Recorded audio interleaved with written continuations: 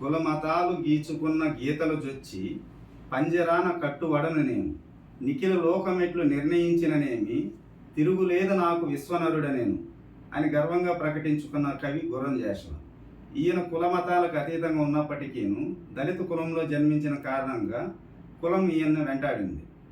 ఒక రోజున రైల్లో ప్రయాణం చేస్తుంటే పక్కనున్న వ్యక్తికి కవిగా పరిచయమై తను రాసిన కావ్యాల గురించి పద్యాలు చెప్పారు.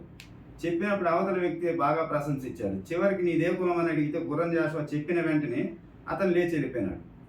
ఆ విషయాన్ని గురించి ఒక పద్యంలో, నా కవిత వధూటి వదనంబు నెగదిగా చూచి రూపురేఖ కమనీయ వైఖరులను గాంచి బలి బలి అన్నవాడే మీదే కులమన్న ప్రశ్న వెలించి చివారులు నేర్చుకోవచ్చు బాకున గుమినట్లగున్ పార్థివ చంద శ్రీ వచింప సిగ్గగున్ అని బాధపడతారు. ఈయన ఇన్ని అవమానాలకి లోనైనప్పటికీను తను ఒక మాట చెప్తాడు, వడగాడ్పు నా జీవితం అయితే వెన్నెల నా కవిత్వం. ఇలా వెన్నెల లాంటి కావ్యాన్ని గుర్రం జాషువా తన కలం నుంచి జాలువార్చారు. అందులో గబ్బిలం అనే కావ్యం అద్భుతమైన కావ్యం.